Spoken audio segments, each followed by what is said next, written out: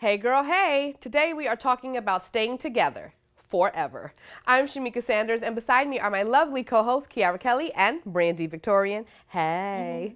Pull up because another episode of Listen to Black Women starts now.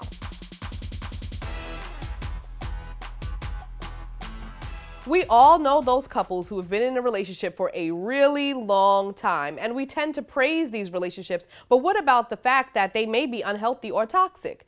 We see celebrities like T.I. and Tiny, Fabulous and Emily B with allegations of cheating, abuse, and we still tend to praise them, but at the expense of whose happiness? Back in the day, we would always look at these couples when women were in the household, they took care of the kids, they cleaned, they cooked, but that also meant that they had less power. All bringing us to the question of the week: why are unhealthy long-term relationships still idolized? Ladies, let's get into it.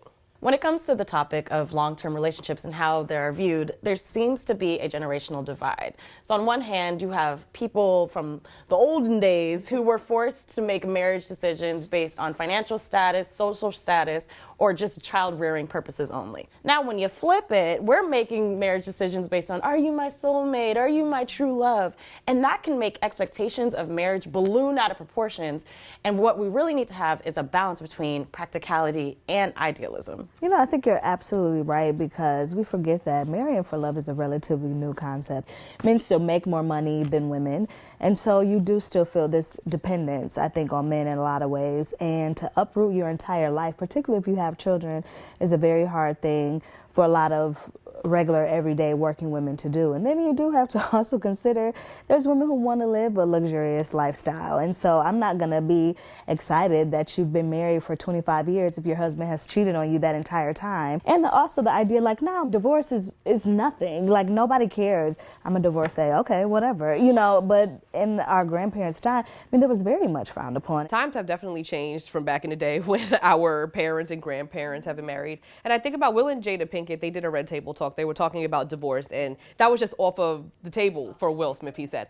And the thing now is that we are more aware of these issues from back in the day. Like you said, it doesn't matter if y'all were together 40 years if he was beating you the whole time. That's not a healthy relationship. And I think we have to also understand the idea that now women are understanding, like, marriage is also for them as well. It's not just about you have to do this, that, and the third for your husband. You should also be pleased. And that was what Jada talked about. At 40, I cannot do the next 40 years the same way I've been doing it. I have to get something out of this marriage.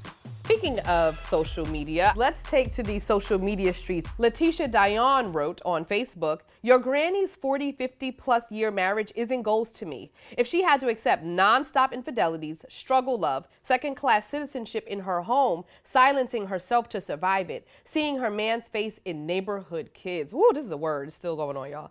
"And her worth only being based off her culinary and child-rearing abilities. Sir and ma'am, these are not goals." I completely agree. I mean, I had asked my grandmother not that long ago, like, was she happy that she married my grandfather? Because, I mean, watching their relationship, it looked like nothing I wanted to aspire to, and not, you know, not to shame them or whatever. And she was like, well, I knew I didn't want no man who was running around on me, and I knew I didn't whatever. But I was just like, it's also not enough to just not cheat, you know? And I think that too, you know, can you say that you're actually happy and fulfilled? I also think for a lot of Black women, there's not a lot that you get to celebrate beyond your marriages, your baby showers. Yeah. And so I can understand why grandma and great-grandma, that they would tout how long they've been together, because for their lifetime, that was probably a peak for them. Exactly. Especially like a lot of the careers that they had to have, whether it was maid or service positions, like that was their peak. Veteran freshman tweeted, "Neither of us got it. Let's work together to get it. Hashtag old school love. You don't already got it? I'm not interested. My generation." It's interesting, both points, because when you say neither of us got it, are you talking about communication skills? Are you talking about, are you faithful? Are you talking about where you are in your career? All of that's important because you have to decide what you prioritize and the qualities that you want for a partner. And so if you're someone who career is really big for you because you want to live a certain lifestyle, then neither of us got it, or you don't have it, I gotta go. That can be a very practical thing. And I think it's okay to make a practical choice knowing what kind of lifestyle you want to lead. All very good points. I want to know what the audience is talking about on hellobeautiful.com, madamnoir.com. We took to our madamnoir.com audience and asked them how they feel about long-term relationships. We asked, what is your deal breaker in a relationship, with 77% of you noting infidelity, verbal or physical abuse. But do you think that that tends to be an actual deal breaker for a lot of women? It's different to answer poll questions than actually being in it or experiencing it. So I'm curious about. I think that makes a lot of sense because 14% said it would be repeated physical abuse. That would be a deal breaker, with an 8% saying repeated infidelity would be a deal breaker. So there's this thing of like, one time you get a pass.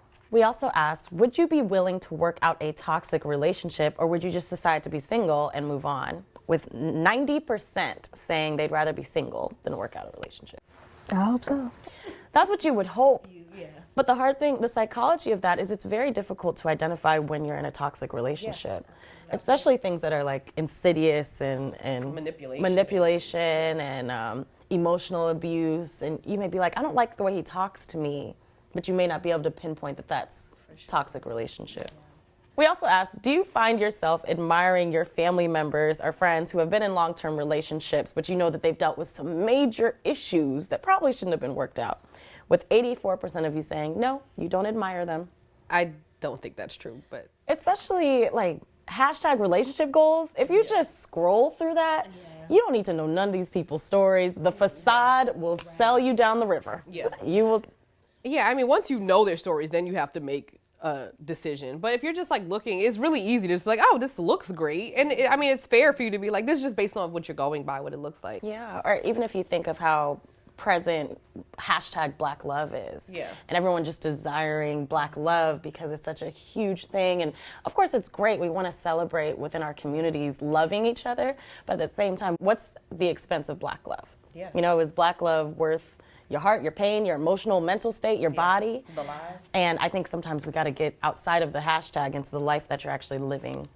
So for the conversation, there's an interesting article on Psychology Today by psychiatrist Mark Banchik. And he said, when an intimate relationship is no longer healthy, should you jump ship and abandon it, continue to fight for it, even though you might be fighting a losing battle, or hold on to the understanding that marriages are imperfect and go through the rough patches, but sooner or later, things may settle down and improve. But the problem is you never know. You can hold on and think it could get better, but you don't know if it's going to get better. I think it's also situational too. Like, it depends on what the problems are in your relationship. I think some women will hang on in certain type of relationships, and it's like, now we're talking about like your life being in danger. So like you have to decide. Yeah, and I think it plays into what we were talking about earlier about idealism, right? Because if you remove physical abuse, mental abuse, or infidelity from the table, and just normal seasonal relationship stuff people go through. But I think it's important to notice, are you taking turns carrying the weight? Is your partner willing to go to therapy to work through the issues? And also making sure that it's seasonal. It's not years and years and years of an issue that can't be resolved. Very good points. Another insightful conversation. But Brandy, what can we leave with the audience? What are the takeaways?